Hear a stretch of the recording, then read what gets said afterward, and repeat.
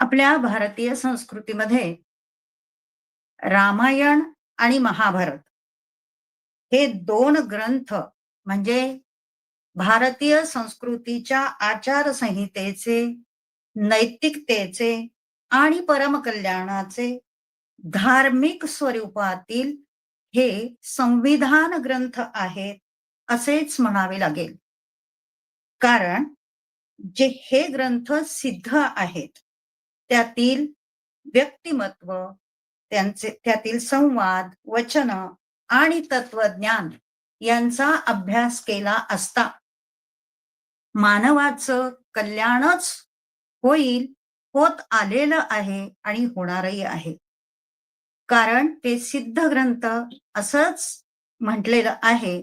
कारण आजवरच्या ऋषीमुनींनी, थोर पुरुषांनी, संतांनी ह्या ग्रंथांचा अभ्यास करून हे सिद्ध करून दाखवलेलं आहे.